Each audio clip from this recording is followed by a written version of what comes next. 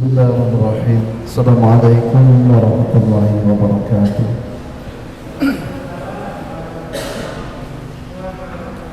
Innal hamdalillah nahmaduhu wa nasta'inuhu wa nastaghfiruh wa na'udzu billahi min shururi anfusina wa min sayyiati a'malina. May yahdihillahu fala mudilla lahu wa may yudlil fala hadiya lahu. Asyhadu an la ilaha illallah wa asyhadu anna Muhammadan abduhu wa rasuluhu. Amma ba'd. وقال تبارك وتعالى يا أيها الذين آمنوا اتقوا الله حق تقاته ولا تموتن إلا وأنتم مسلمون. Yang saya hormati Ustaz Amir dan segenap jamaah Masjid Al-Jamil yang dirahmati oleh Allah. Yang pertama, marilah kita senantiasa bersyukur kepada Allah. Alhamdulillah pada malam hari ini kita diberi kesempatan oleh Allah untuk menghadiri ngaji bareng Samara. Pada malam hari ini mudah-mudahan Allah senantiasa memberikan rahmat dan berkahnya kepada kita semua. Dan kemudian yang kedua, salawat dan salam senantiasa tercurah dan terlimpah kepada junjungan Nabi besar kita Nabi Muhammad sallallahu alaihi wasallam.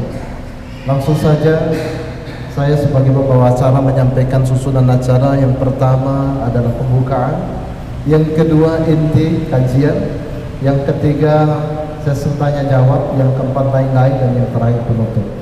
Menuju acara yang pertama adalah pembukaan.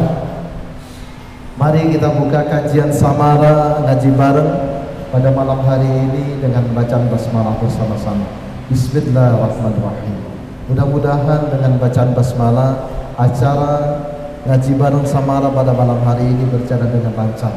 Dan kemudian yang kedua adalah kajian yang insya Allah akan disampaikan oleh Ustaz Amir Abdullah MPD. Kepada beliau waktu dan tempat dipersilahkan.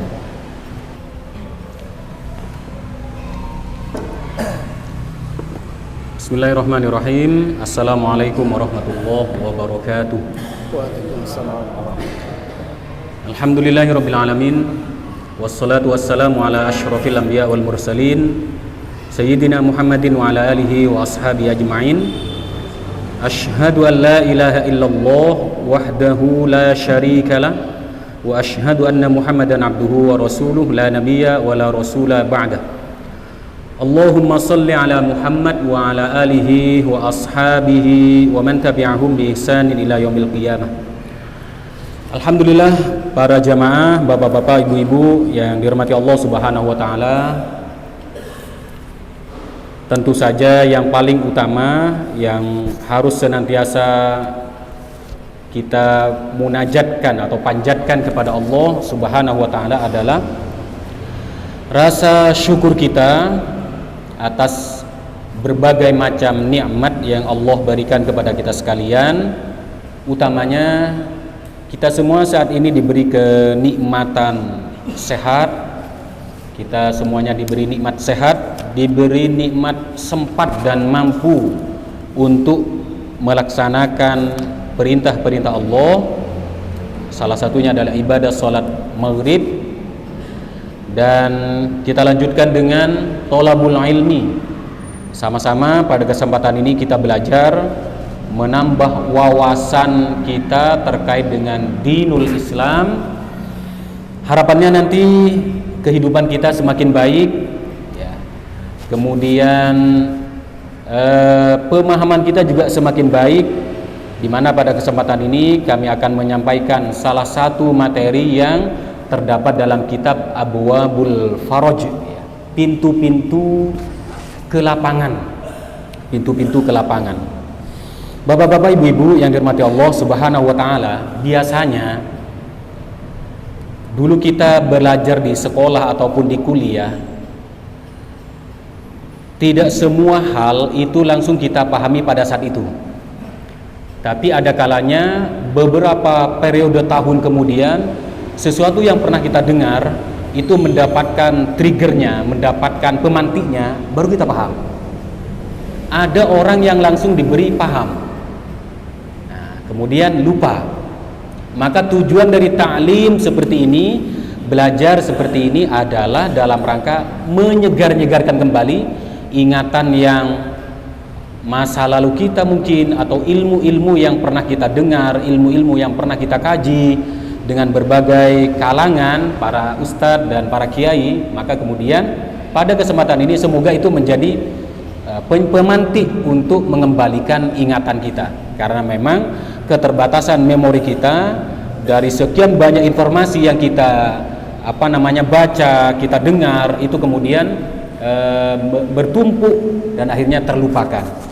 Nah, itu yang pertama, Bapak-bapak, Ibu-ibu yang dirahmati Allah Subhanahu wa taala. Jadi tujuan kita belajar ini adalah dalam rangka mendekatkan diri kita kepada Allah Subhanahu wa taala dan menambah wawasan kita terkait dengan ad-dinul Islam.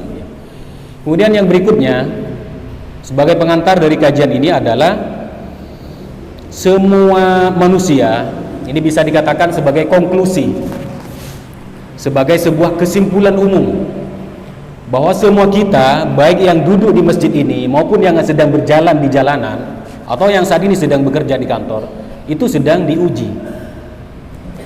Tidak ada di antara kita yang tidak diuji. Hanya saja yang benar-benar tahu apakah kita saat ini diuji adalah diri kita. Saya mungkin sedang diuji dengan sesuatu yang bapak-bapak itu tidak tahu saya diuji dengan apa. Bapak-bapak juga sedang diuji yang saya tidak tahu ujiannya saat ini apa. Maka ada kalanya memang ketika kita diuji, kita tidak tahu mau kemana, mau lari kemana.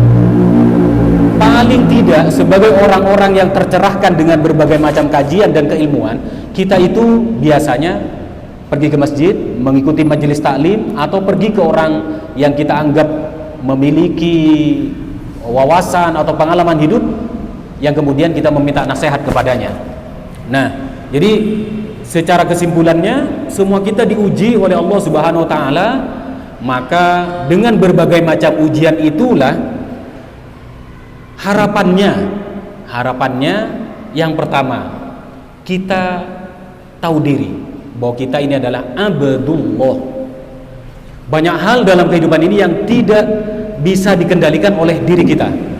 Banyak hal, peristiwa ataupun kejadian yang itu di luar kemampuan kita.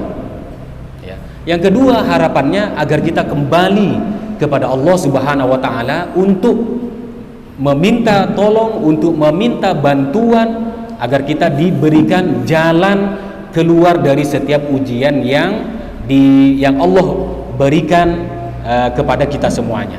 Jadi itu frame berpikirnya seperti itu, sehingga kata kuncinya adalah ketika kita diuji, kita memiliki pemahaman bahwa ya, saya memang diuji. Kenapa? Karena saya hamba. Tempatnya kehidupan ini juga diuji, tempat kita diuji, ya. Kemudian setelah kita menyadari bahwa kita diuji, harapannya kita kembali kepada Allah, ya, kembali kepada Allah untuk meminta tolong kepadanya. Nah, Bapak-bapak, Ibu-ibu dirahmati Allah Subhanahu wa taala. Nah, Islam itu memberikan pedoman, petunjuk kepada kita ketika kita itu sedang kondisi baik-baik saja ataupun tidak baik-baik saja. Ya. Saya di flyer yang dibuat oleh Ustadz Ma'ruf itu narasumber RRI. Ya, narasumber RRI. Saya juga tidak tahu kok bisa jadi narasumber RRI, Pak. Saya tahunya di masjid tempat saya tinggal itu sejak 2018 di Madiun itu, ternyata di situ ada bapak-bapak, ternyata pegawai RRI yang sering mendengar mungkin saya lagi khutbah atau mengisi kultum. Nah, pas kebetulan saat itu Pak Ketua MUI jadwalnya beliau berhalangan, saya langsung ditembak mengisi. Awalnya saya menolak, tidak mau, saya suruh orang lain. Ternyata pekan berikutnya saya masih dikejar gitu. Di RRI itu materi yang sering saya ulas itu adalah materi tentang kerumah tanggaan atau pernikahan. Karena memang saat ini salah satu problema yang menurut saya di tengah-tengah masyarakat itu adalah yang paling santer saat ini adalah rumah tangga. Sedangkan rumah tangga atau keluarga itu adalah lembaga yang harus di situ menjadi benteng terakhir. Ya, benteng terakhir, pembentukan pertama pondasi keilmuan dan karakter anak itu di keluarga. Sehingga kalau di sini gagal, maka di sekolah atau mondok pun itu mungkin bisa gagal, mungkin saja bisa berhasil. Tapi pondasi pertama di bapak ibunya, kedua orang tua kandungnya ini. Maka di situ sering saya mendapatkan konsultasi terkait dengan problematika kerumah tanggaan itu. Nah, itu salah satu contoh betapa dalam kehidupan ini baik yang single juga ada masalah, double menikah juga bisa bermasalah. Nah, makanya kita sama-sama pada kesempatan ini belajar untuk menyikapi masalah dengan dewasa sesuai dengan tuntunan dinul Islam, agama kita. Nah, bapak-bapak, ibu-ibu hormati Allah Subhanahu wa taala, dalam kitab ini ada sebuah diawali dengan kalau kita sedang bermasalah, biasanya memiliki masalah stres, panik luar biasa ya, itu yang biasa kita lakukan itu adalah mungkin kita pergi ke masjid, sholat istikharah, sholat taubat, berdoa, baca Al-Quran. Itu sudah benar, tidak salah, jangan ditinggalkan itu, jangan ditinggalkan, karena itulah memang semua kita yang berjalan dalam kebaikan itu diuji oleh Allah, yang juga berjalan pada jalan kesesatan, jalan kebatilan itu juga sama-sama sesaknya.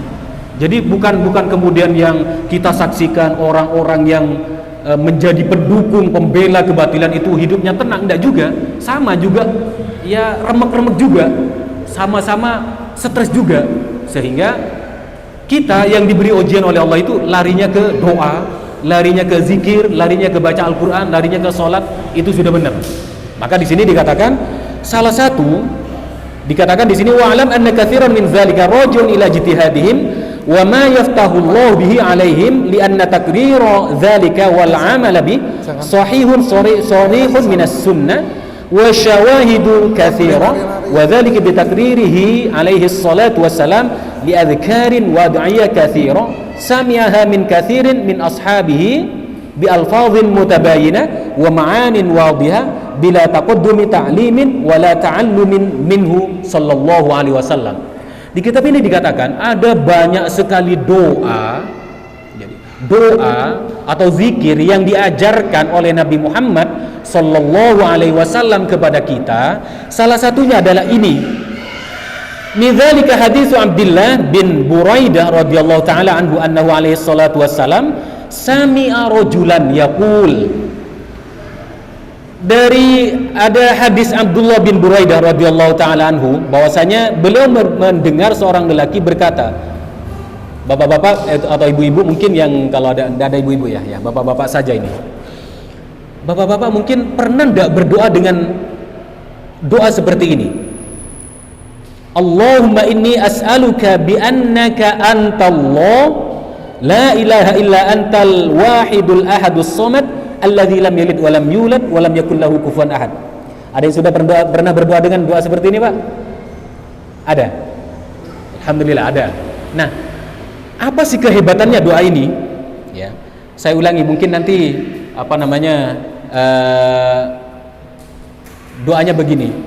Allahumma inni as'aluka bi annaka antallahu la ilaha illa anta al-wahidul ahad as-samad alladzi lam yalid wa lam yulad wa lam yakul lahu kufuwan ahad.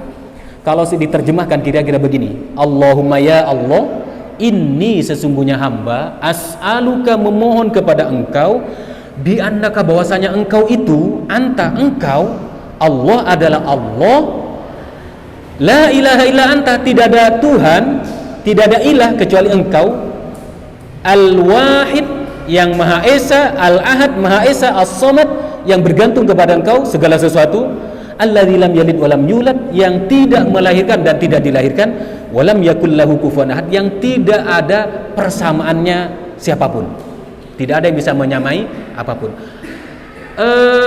Kalau tidak hafal ini ya ibaratnya kalau kita pakai bahasa Jawa, bahasa Indonesia bisa saja, tapi mungkin biasanya kita itu lebih mantap kalau menggunakan redaksi berbahasa Arab.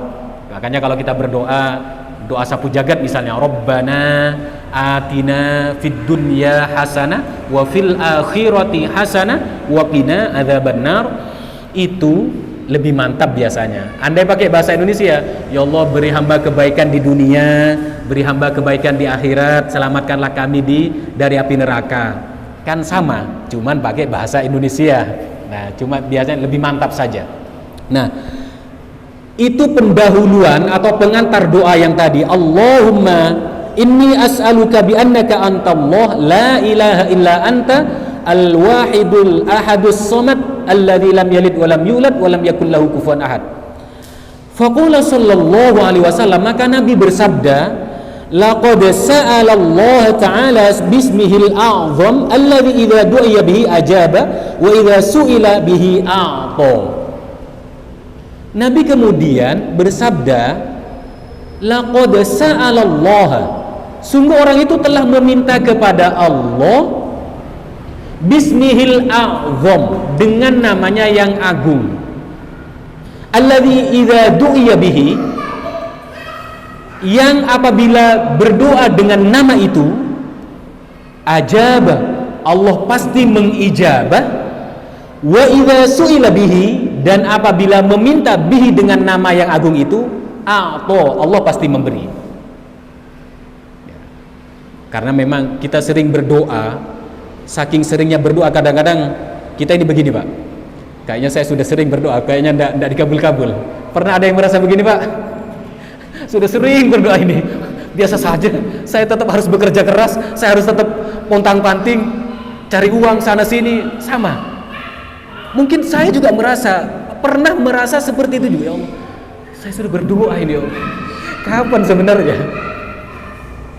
Nah, bapak-bapak, ibu-ibu yang dirahmati Allah Subhanahu wa taala, makanya kita pada kesempatan ini dengan seabrek masalah mungkin yang saat ini membebani pikiran dan batin kita, mari kita sama-sama belajar pada kesempatan ini. Salah satunya dengan ini. Ya, salah satunya dengan ini. Nah, lanjutannya, wa qala sallallahu alaihi wasallam, kalau kita pernah merasa bahwa kita ini, saya sudah sering berdoa Pak Ustaz, tapi rasanya doa itu, Allah itu kok tidak mengabulkan doa saya. Mungkin pernah ada bisikan seperti itu, mungkin juga pernah muncul rasa bosan untuk berdoa, ya. La tu'jizu fid du'a, jangan bermalas-malasan dalam berdoa. Jangan bermalas-malasan dalam berdoa. Fa innahu la yuhlika ma'ad du'a ahadun, sebab tidak ada ruginya orang berdoa, ya. Tidak rugi kalau kita berdoa. Jangan bermalas-malasan berdoa, karena tidak ada ruginya kita berdoa. Berdoa terus itu juga bagus, ya. Hadis ini diriwayatkan oleh rawahu Ibnu Hibban fi Shahih wal Hakim, ya. Hadis ini diriwayatkan oleh Ibnu Hibban. Wa qala sallallahu alaihi wasallam, Rasulullah juga bersabda, ala adullukum ala ma yunjikum min aduwikum wa yadurru lakum arzaqakum, maukah kalian aku tunjukkan, ya, alama atas sesuatu yunjikum, yang bisa menyelamatkan kalian, min aduwikum, dari musuh kalian, wa yadurru lakum arzaqakum, dan memperlancar rizki kalian. Ya, kalau bicara rizki sebenarnya banyak pintunya. Banyak pintunya, salah satunya ya doa. Apa yang akan Rasulullah tunjukkan kepada kita? Tad'ullaha fi lailikum wa naharikum fa inna du'a silahul mu'min, rawahu Abu Ya'la. Kalian berdoa kepada Allah fi lailikum, pada malam hari seperti ini, wa naharikum, ataupun siang hari, ya, ataupun siang hari, fa inna du'a silahul mu'min. Fa inna du'a silahul mu'min. Kita yang punya anak banyak, butuh biaya banyak, untuk biaya pendidikannya banyak, ya, itu juga bagaimana itu membebani pikiran kita, itu luar biasa. Yang diberi kekayaan banyak, kadang diberi kesusahan untuk memiliki keturunan. Ada juga seperti itu. Ada yang diberi kekayaan, diberi anak-anaknya, subhanallah, diuji dengan anaknya, nakalnya minta ampun, dikit-dikit dipanggil polisi, dikit-dikit dipanggil sekolah, gurunya ke sekolahnya, macam-macam. Makanya kesimpulannya, ada seseorang memberi nasihat kepada saya, Pak Ustadz, hidup itu sawang sinawang. Ya juga, ya. Kadang saya melihat orang lain enak ya jadi dia. Enak jadi dia. Orang lain lihat kita, enak ya kamu tidak punya beban. Sama-sama melihat sisi enaknya. Makanya kalau orang lain melihat seperti itu, Pak, jawabannya apa, Pak? Alhamdulillah, saya baik-baik saja. Jangan usah bilang lebih enak sampean. Jawab saya, alhamdulillah, saya masih baik. Nah, sehingga tidak mendorong orang lain untuk juga mensyukuri. Jangan selalu melihat orang lain seakan-akan orang lain itu enak. Ajaklah orang itu untuk alhamdulillah sampai hari ini saya masih bisa makan. Alhamdulillah sampai hari ini saya masih bisa beribadah. Nah, orang itu sehingga tidak jadi mengeluh, justru diajak untuk sama-sama bersyukur alhamdulillah. Jadi bapak-bapak, ibu yang dirahmati Allah Subhanahu wa taala, itu ala adullukum ala ma yujikum min aduwikum wa yadurru lakum arzaqakum. Semua kita itu ingin doa-doa kita itu dikabulkan oleh Allah Subhanahu wa taala. Pernahkah bapak-bapak semuanya memiliki pengalaman spiritual dari sekian banyak doa yang dimunajatkan kepada Allah, ada yang dikabul, Pak? Ada? Atau biasa saja Pak Ustaz, tidak ada yang istimewa gitu? Alhamdulillah saya pernah, Pak. Itu memang betul-betul. Tapi memang itu secara spesifik. Saya berdoanya di bulan Ramadan. Kalau bulan Ramadan kan memang mustajabah, Pak. Betul-betul dibuka lebar-lebar pintu langit oleh Allah Subhanahu wa taala. Futihat abwaabus sama, dibuka pintu langit itu. Maka saat itu saya meminta secara spesifik. Jadi kalau minta itu salah satunya, ya sebenarnya boleh-boleh saja minta banyak, tapi akan lebih baik kalau spesifik, khusus. Saya minta saat itu sesuatu keinginan kepada Allah Subhanahu wa taala pas bulan Ramadan, ketika saat itu saya masih di Balikpapan, Gunung Tembak. Nah, 2 tahun kemudian baru Allah beri jalan. Apa itu? Kuliah S2, Pak. Secara saya tidak punya uang. Bagaimana caranya saya bisa S2 uang? Ini tidak punya uang, ya. Ibaratnya kalau berbicara finansialnya ya segini-segini saja. Kalau kemudian saya pakai untuk kuliah, terus bagaimana dengan biaya pendidikan anak saya? Makanya kemudian 2 tahun kemudian itu Allah kabulkan dan saya bisa S2. 2 kali S2, Pak. 1 S2 di Malaysia, DO. Di DO. Jadi saya pernah kuliah juga kena DO juga, Pak. Ya, kemudian yang kedua baru di UIN Antasari, Kalimantan Selatan. Nah, sekarang ini kalau berbicara pengalaman spiritual dari sekian banyak doa-doa kita, saya sedang meminta sesuatu yang spesifik. Dan saya terus meminta, ini sudah 2 kali Ramadan dan terus berdoa meminta yang spesifik ini, ya. Harapannya tentu saya dan panjenengan semuanya kalau berdoa meminta sesuatu kepada Allah, Allah itu kabulkan. Nah, itu salah satu pengalaman spiritual saya dalam ketika berdoa kepada Allah meminta sesuatu. Nah, maka di sini ada sebuah penjelasan yang disampaikan oleh dalam kitab ini. Ketika kita sedang berdoa itu, contohnya saya tadi berdoa sudah 2 tahun, Pak. Ini saya meminta yang spesifik satunya, ini sudah 2 Ramadan, ini belum Allah kabulkan. Ketika belum dikabulkan seperti itu, disitulah kadang muncul sesuatu yang kadang kita mempertanyakan, ya Allah sebenarnya engkau ini ngabulkan doa hamba, ya Allah sebenarnya engkau ini mau ngasih atau enggak gitu. Pada kondisi seperti ini di kitab ini dijelaskan, yaqulu sallallahu alaihi wasallam, yada'ullah al-mu'min yawmal qiyamah hatta yuwaffiqahu baina yadayhi fayaqul. Mungkin ini, Pak, penjelasannya agar kita lebih mantap lagi berdoa. Allah memanggil orang mukmin yaumul qiyamah, pada hari kiamat, hatta yuwaffiqahu baina yadayhi, hingga hamba orang mukmin itu ada di hadapan Allah Subhanahu wa taala. Kemudian Allah berkata, "Abdi, hei hambaku, inni amartuka an tad'uni, aku sudah menyuruh kamu untuk kamu itu berdoa kepadaku. Wa wa'adtuka an astajibu laka, dan aku sudah berjanji kepadamu, aku akan mengabulkan doamu. Fahal kunta tad'uni, apa kamu sudah berdoa? Kira-kira begitu pertanyaan Allah kepada orang mukmin yang dipanggil oleh Allah Subhanahu wa taala ini. Nah, kemudian fayaqulu, maka mukmin itu berkata, "Na'am, hamba sudah berdoa." Ya. "Na'am ya Rabb."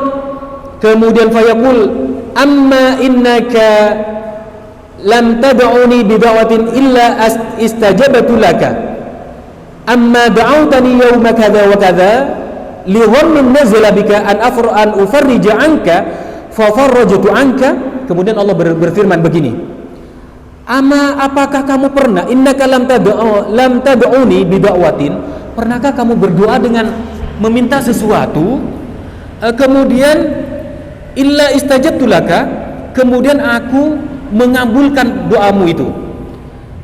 Kemudian lanjutannya, amma da'autani yauma kadza wa kadza, pernahkah kamu berdoa pada hari begini-begini, kira-kira begitu, lihammin, untuk sebuah kesedihan, untuk sebuah problematika yang sedang dihadapi, nazala bika, yang menimpamu, an ufarrija anka fa farajtu anka. Jadi hamba ini berdoa kepada Allah tentang sebuah masalahnya, mungkin masalah pribadinya, masalah keluarganya, atau masalah pekerjaannya. Kemudian fa farajtu anka, kemudian aku melapangkan urusanmu itu. Fayaqul, kemudian hamba itu berkata, "Na'am ya Rabb." Iya betul ya Allah, ternyata engkau kabulkan, engkau hilangkan kesedihan itu. Nah, fayaqulu, maka Allah berkata, "Inni ajjaltuha laka fid dunya." Sesungguhnya aku menyegerakan permintaanmu itu fid dunya, di dunia. Jadi kalau bapak-bapak, kita semua ini berdoa kepada Allah, kok diberikan di dunia, itu sudah dikabulkan. Ada yang dikabulkan dan diberikannya di dunia. Terus yang tidak dikabulkan, lanjutannya ini. Lanjutannya ini adalah wada'utani yawma kadza wa kadza li dhammin nazala bika. Kemudian kamu pernah berdoa untuk kesedihanmu pada hari ini, pada hari begini-begini ya. Mungkin pagi, sore, siang ya. Kita sudah berdoa kepada Allah Subhanahu wa taala, an ufarrija anka falam tara farajan. Falam tara farajan, ya. Agar aku melapangkan urusanmu, memudahkan urusanmu, tapi kamu kok tidak menemukan farajan itu. Solusi itu kok kamu tidak dapatkan. Kemudian hamba itu berkata, "Na'am ya Rabb." Iya ya Allah. Aku tetap sumpek, aku tetap susah, pusing, stres. Pernah Pak Ge? Pernah lah ya, pernah. Jadi kalau Allah mengabulkan, inni ajjaltuha laka fid dunya. Aku memang memberikan doa itu, mengabulkan doamu ya di dunia. Tapi pernah ada seorang hamba yang berdoa kepada Allah, ternyata dengan doa yang sama, pertama tadi kesedihan, yang ini juga kesedihan, tapi kok tidak dapat solusi. Mungkin ada di antara kita yang pernah didatangi oleh rekan kerja, tetangga, menyampaikan, meminta pendapat, meminta pertimbangan tentang berbagai macam problema. Sering Pak. Saya dulu ketika di mondok di Madura sana, itu sampai dianggap sebagai dukun, gara-gara banyak orang datang ke saya dan meminta sesuatu. Saya hanya yakinnya tak bantu doa. Ternyata Allah kabulkan orang itu, diberikan baik kesembuhan ataupun solusi masalahnya. Tapi kemudian predikat itu yang bikin saya kurang seneng. Dukun. dianggap dukun itu, saya jadi tidak senang. Akhirnya saya kasih pemahaman yang benar. Semua kita diuji oleh Allah. Tidak usah sampean sebut saya dukun. Ya, hari kita sama-sama berdoa kepada Allah Subhanahu wa taala. Nah, ketika orang hamba ini tidak mendapatkan solusi ke lapangan dada, maka hamba itu berkata, "Na'am ya Rabb." Iya ya Allah, engkau tidak memberi solusi. hamba tetap sedih, hamba tetap stres, ya. Fayaqul, maka Allah berfirman, inni iddakhartu laka biha fil jannah kadza wa kadza. Jadi Pak, kalau kita tidak dikabulkan doa kita, maksudnya tidak dikabulkan di sini, kok tidak diberikan, dinampakkan di dunia ini, jawabannya ini, inni iddakhartu laka fil jannah kadza wa kadza. Lah aku simpen untukmu di surga. Jadi ada yang ketika kita berdoa kepada Allah, ada yang langsung diberikan di dunia, ada ketika kita berdoa kepada Allah kok tidak diberikan di dunia, itu Allah simpankan untuk kita di surga. Nah, di surga.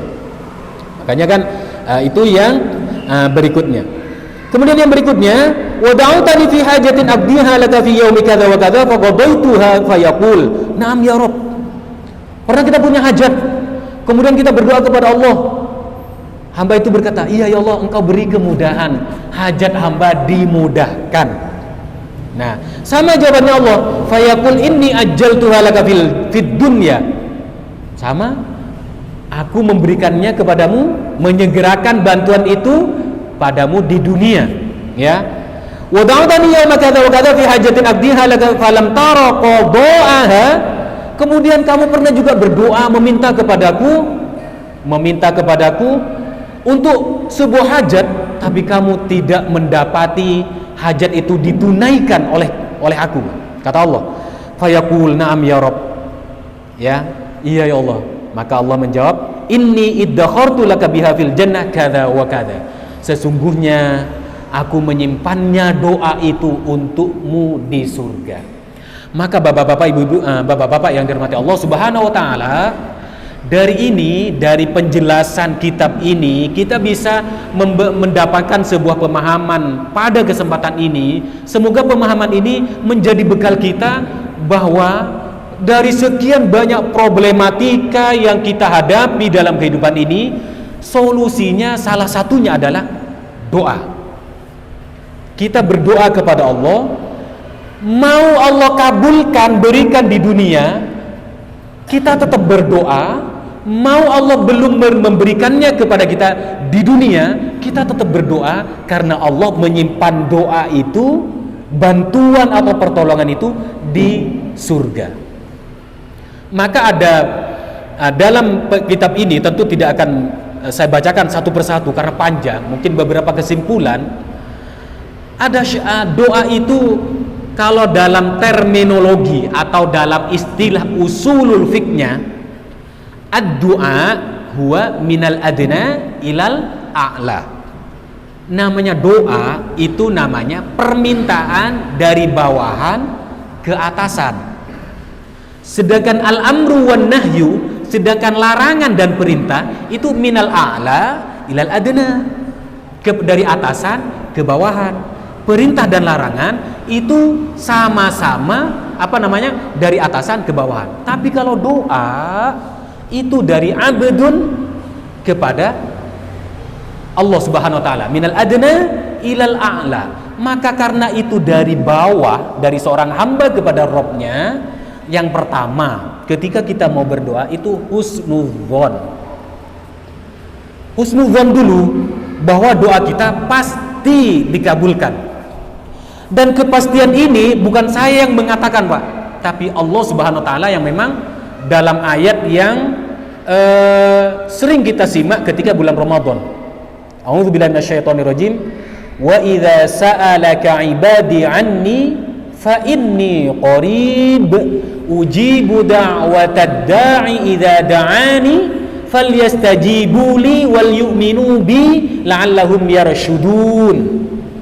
Wa idza sa'alaka, dan apabila wa idza sa'alaka 'ibadi anni, dan apabila hambaku bertanya kepadamu Muhammad tentang aku, jawab fa inni qarib, maka sesungguhnya aku itu dekat.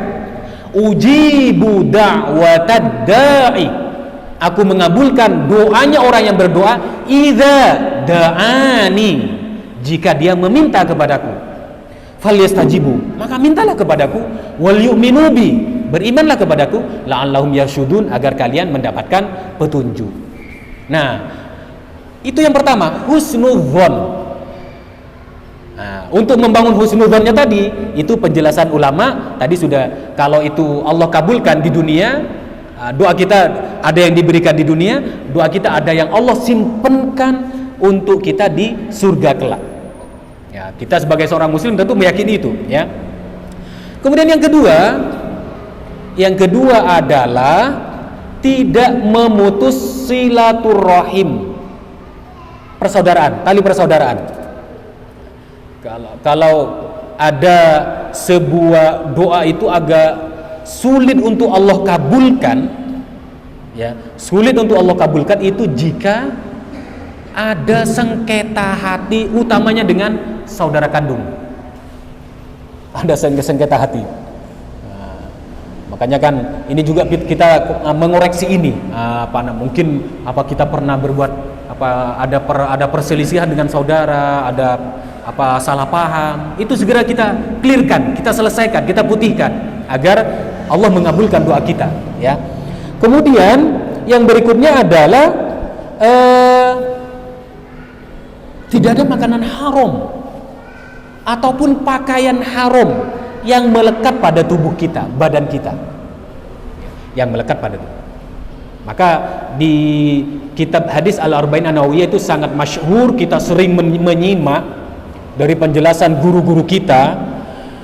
Ada seorang yang sudah capek safar, berjalan yang jauh, lelahnya kelihatan, capeknya kelihatan, tapi wa mat'amuhu haram, makanannya haram, wa malbasuhu haram, pakaiannya haram, wa ghudhiya bil haram. Dan semua hal yang dikonsumsi itu haram. Fa anna yustajabulah, mana diterima? Kira-kira begitulah bahasanya, Pak. Mana diterima? Nah, jadi itu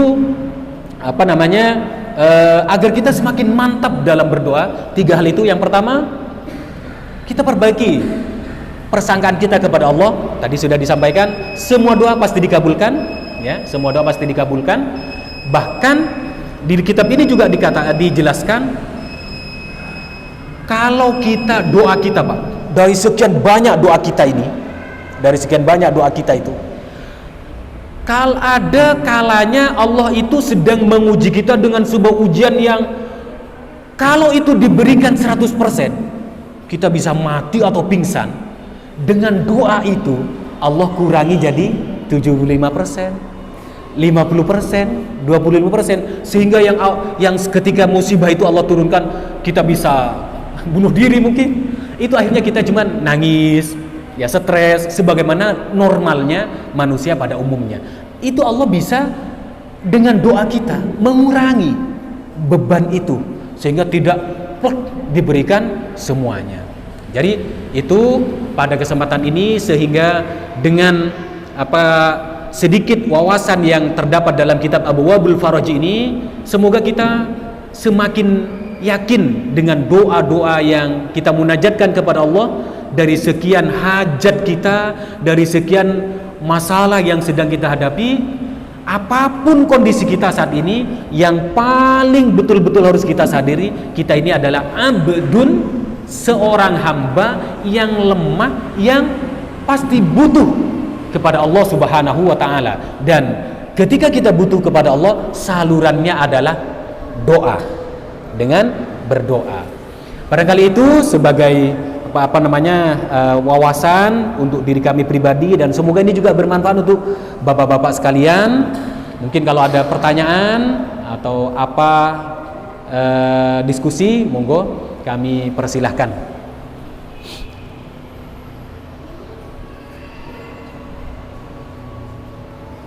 Oh, adzan dulu. Oke.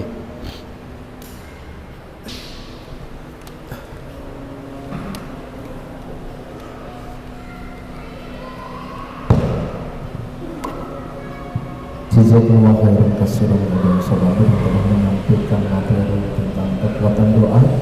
Kemudian untuk masuk sesi selanjutnya adalah sesi tanya jawab. Bagi para jamaah yang ingin bertanya, kami persilahkan. Waalaikumsalam warahmatullahi wabarakatuh. Sangat menarik, memang banyak yang dipertanyakan, tapi saya menyingkat dua aja kalau boleh pertanyaan. Pertanyaan yang pertama, bahwa kita kadang-kadang ada perasaan suuzon, ada bukan ada. Bagaimana kita untuk suuzon kepada Allah, kita beristighfar atau bagaimana itu supaya istilahnya kita meluruskan. Nah, yang kedua, tentang doa ini, ada yang orang yang berdoa cepat dikabulkan, ada juga orang yang sudah berusaha memenuhi persyaratan-persyaratan untuk berdoa yang supaya dikabulkan gimana, itu pun juga masih belum ini, ada juga seperti itu dan macam-macam. Nah, dari macam-macam itu, apakah memang sudah ditakdirkan seseorang itu doanya sudah dikabulkan, doanya yang masih istilahnya bukan sulit, istilahnya ditunda-tunda dan sebagainya, bagaimana? Apakah itu suatu takdir atau bagaimana? Yeah. Yang pertama, yang pertanyaan yang lainnya tentang ini, kita mungkin banyak, bukan hanya ada, tapi banyak orang-orang yang istilahnya menggantungkan ini doa dari orang lain gitu. Kok tidak berdoa dia sendiri gitu. Oh iya. Ini banyak seperti itu. Yeah. Apalagi yang istilahnya doanya yang ini apa? Yang nggak karuan. Ada yang kuburan, ada yang Oke. Istilahnya apa itu? Fasilah atau gimana? Tawasul. Tawasul ya. Yes. Banyak perantara. Nah itu makanya banyak orang-orang yang seperti itu. Ini ada yang istilahnya akikah menunjukkan. Okay. Itu aja. Waalaikumsalam warahmatullahi wabarakatuh. Yang pertama, cara menghilangkan suudzon kepada Allah. Hal seperti ini memang perlu kita latih, Pak. Apalagi kalau kita sudah banyak berdoa ternyata sepertinya tidak dikabul-kabul, itu memang perlu dilatih pada diri kita, mengedepankan husnudzon itu dalam bentuk apa? Memang bisikan-bisikan suudzon itu harus dilawan terus. Itu yang pertama. Ketika muncul, kok saya doa saya tidak dikabul-kabul ya, apa Allah tidak sayang kepada saya gitu, apa Allah sudah tidak tidak mau menolong, misalnya begitu. Itu memang pertama, kalau sifatnya bisikan, persepsi, itu memang harus dilawan dengan dari diri kita, bahwa Allah itu pasti akan menolong kita. Kemudian yang kedua, dalam kondisi doa kita belum dikabulkan, kan kalau persepsi kita doa dikabul itu kan diberikan di dunia, Pak, rata-rata kan begitu. Dalam kondisi seperti itu, lebih banyak kita itu langsung melihat nikmat-nikmat Allah yang ada pada diri kita. Contoh, ya saya hari ini masih bisa makan, saya hari ini masih bisa melihat, saya hari ini masih bisa mendengar, saya hari ini masih bisa bertemu dengan saudara. Itu agar kita merasa bahwa itu juga bagian dari nikmat Allah yang tanpa kita minta Allah itu sudah ngasih, tidak Allah cabut. Ya, itu. Kemudian yang ketiga, memang perlunya berkumpul dengan orang-orang soleh, Pak. Itu memang nasihat yang sering kita dengar di zikir-zikirnya di kampung-kampung itu, kumpulani wong soleh gitu. Kumpulnya dengan orang-orang soleh. Kenapa? Karena dengan demikian yang akan selalu dinasehatkan itu adalah sesuatu yang baik, Itu tipsnya, Pak, yang pertama. Jadi yang pertama itu dilawan memang ketika muncul persepsi atau penilaian negatif, buruk sangka kepada Allah Subhanahu wa taala. Yang kedua, selalu mengingat nikmat Allah sekecil apapun itu. Saya pribadi kadang ketika pas buruk sangka seperti itu, Pak. Jadi saya ini juga seorang santri yang juga belajar ke banyak guru ya. Salah satu guru saya Ustadz Ibni. Nah itu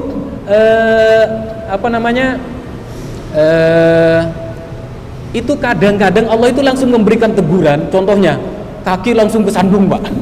Langsung kesandung. Ya Allah ini gara-gara buruk sangka ini. Ada ya orang yang langsung diberi teguran seperti itu. Kemudian yang ketiga berkumpul dengan orang-orang soleh. Pertanyaan kedua tadi apa Ustaz? Lupa saya.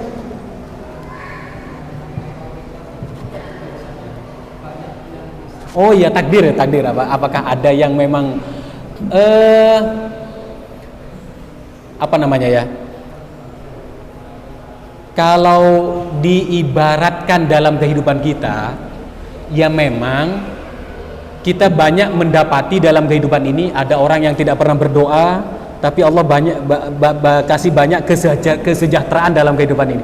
Ada yang sudah berdoa yang ngono-ngono aja kehidupannya gitu ya. Nah, jadi memang doa itu adalah ibadah Pak. Pertama, doa itu adalah ibadah. Jadi kalau kita berdoa itu termasuk ibadah. Makanya lebih disunnahkan, lebih dianjurkan untuk dalam kondisi suci. Nah, kemudian yang kedua, doa itu adalah wasilah. Dan semua manusia, umat manusia, kalau saya tidak tahu kalau di luar ras manusia, karena akhir-akhir ini kan muncul pembahasan terkait dengan di luar ras manusia. Selama saya membaca berbagai macam suku bangsa, semua ada media doanya. Mau suku Aztec kah, suku Aborigin kah, suku Indian kah, itu semua ada media untuk berdoa. Apalagi kita kaum muslimin itu sudah ada petunjuknya untuk berdoa.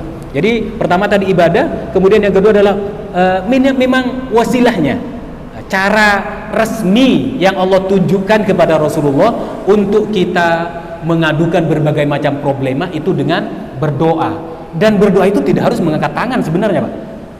Mungkin pas lagi tidur, lagi baring-baring saking capeknya dengan sebagai sport, itu membatin ya Allah kok ngono ya. misalnya begitu ya. Nah, jadi kemudian yang ketiga memang takdir Pak. Itu betul takdir. Memang ada orang yang Allah beri kemudahan, sebagaimana Allah memang menguji sebagian orang dengan kesulitan. Dua-duanya sama-sama ujian. Yang Allah berikan kemudahan itu Allah ingin lihat kesyukurannya. Yang Allah berikan kesulitan, Allah ingin lihat kesabarannya. Masalahnya Pak, memang yang sulit ini tidak mudah. Saya dan panjenengan insya Allah dengan yang sulit ini, pas kena sulitnya, saya tidak bisa ceramah begini Pak. Kenapa? Pas sulit, tidak bisa membahasakan. Tapi karena sekian kita ini sudah banyak diuji dengan berbagai macam kesulitan, makanya kita bisa menyampaikan kepada orang lain. Beda dengan orang yang tidak pernah tahu pahit getirnya kehidupan, insya Allah tidak tahu tidak akan tahu nikmatnya berdoa itu. Jadi itu memang takdir Pak. Jadi tiga itu ya. Kemudian yang ketiga berwasilah. Berwasilah itu karena dilatar belakangi oleh ketidakpedean diri. Tidak pede, saya kalau langsung berdoa sendiri kayaknya Allah tidak kabulkan deh. Makanya biasanya datang kepada kiai, kepada ulama, minta kepada beliau-beliau, kepada mereka, para masyai, para kiai, para ulama itu untuk didoakan. Kalau minta agar kita didoakan oleh orang soleh ini boleh, tapi kalau minta ke kuburan itu yang tidak boleh. Nah, jadi antara wasilah dan tawasul itu sama Pak, sama. Wasilah, tawasul itu kan mencari saluran, ya, mencari jalan. Wasilahnya, nah, mungkin kita berwasilah dengan minta doa kepada kedua orang tua kita. Pak, Bu, aku mau berangkat kerja, doakan semoga selamat. Itu kan juga kita berwasilah kepada bapak ibu kita. Kenapa? Karena ibu kita itu wanita hebat yang kalau kita tidak manut itu, apalagi dalam kebaikan, itu bisa cilaka. Dan saya sudah pernah merasakan celakanya tidak manut nasihatnya ibu. Dulu jatuh dari pohon Pak, pohon jut. Kalau di sini mungkin tidak ada pohon jut gitu. Pohon jut anggur Jawa katanya. Itu jatuh gara-gara melanggar omongan ibu saya. Hampir patah tulang punggung saya ini. Nah, itu Jadi kalau kita berwasilah kepada orang soleh boleh, tapi kalau kita meminta ke kuburan itu tidak boleh, ya tidak boleh. Kenapa? Apa namanya ya?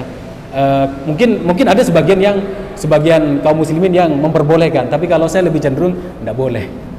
Ya, lebih baik kita memang kepada orang seperti yang masih hidup, seperti kepada bapak ibu kita, kepada teman kita yang kita anggap soleh, ya, atau kepada para kiai, para ulama yang oleh masyarakat itu dinilai sebagai orang yang tutur kata dan keilmuannya dan sikapnya itu layak ditiru oleh masyarakat. Kan ukurannya orang dikatakan soleh itu ketika tidak buat amoral. Satu, tidak buat perbuatan amoral di tengah-tengah masyarakat.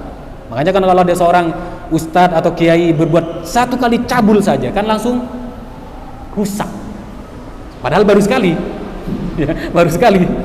Nah, yang kedua, ilmunya lurus. Ilmunya lurus itu artinya ketika menyampaikan tausiah, nasihat, kajian kepada masyarakat itu tidak menimbulkan apa ya? Tidak menimbulkan semacam kesesatan. Ya, kesesatan orang kemudian tidak mau sholat, habis dengar ceramahnya tidak mau sholat, habis dengar ceramahnya langsung tidak mau pakai hijab. Wah itu rusak itu yang kayak gitu. Jadi seperti itu mungkin jawabannya Pak. Saya tidak bisa memberikan jawaban yang lebih daripada itu. Terima kasih banyak. Cukup. Jazakallahu khairan katsiran. Kemudian Ustaz mari beri penutup kesimpulan dan penutup terakhir. Doa. Enggak. Penutup kesimpulan. Kesimpulan. Oh gitu. Akhirnya doa. Kebiasaan di era ini begitu Pak, disuruh berdoa. Nah, baik Bapak-bapak yang dirahmati Allah Subhanahu wa taala, sebagai penutup agar kita bertambah kuat, saya bacakan beberapa hadis ini. Yang pertama adalah wa qala sallallahu alaihi wasallam man sarrahu ay yastajiballahu lahu inda syada'id falyukthir minad du'a fir raha. Barang siapa yang ingin Allah ijabah doanya dalam kondisi sulit, maka falyukthir minad du'a fir raha. Perbanyaklah berdoa dalam kondisi lapang. Itu yang pertama. Kemudian yang berikutnya, laisa syai'un akrama 'ala Allah minad du'a fir raha. Tidak ada sesuatu yang lebih mulia dalam pandangan Allah daripada atau dibandingkan dengan doa dalam kondisi kita sedang lapang. Semoga ini menjadi penguat motivasi untuk kita, utamanya dalam kondisi roho, dalam kondisi berkelapangan, berkecukupan, kita tetap memperbanyak doa kepada Allah Subhanahu wa taala. Saya kira itu sebagai penutup. Mudah-mudahan Allah senantiasa membimbing kita pada jalan kebaikan dan jalan kebenaran, dan semoga Allah juga mengijabah doa-doa kita. Amin ya rabbal alamin. Mohon maaf jika ada yang kurang berkenan. Kita akhiri dengan hamdalah dan doa kafaratul majlis. Alhamdulillahi rabbil alamin. Subhanakallahumma wa bihamdika asyhadu an la ilaha illa anta astaghfiruka wa atubu ilaik. Assalamualaikum warahmatullahi wabarakatuh. Jazakallah kepada Ustaz Amir Abdullah. Demikian kajian Samara pada malam hari ini. Mudah-mudahan Allah senantiasa memberikan ilmu yang bermanfaat kepada kita. Demikian kita tutup dengan bacaan hamdalah bersama-sama. Alhamdulillahirabbil alamin. Kalau ada kekurangan dan kesalahan kami minta maaf. Akhir kalam. Assalamualaikum warahmatullahi wabarakatuh.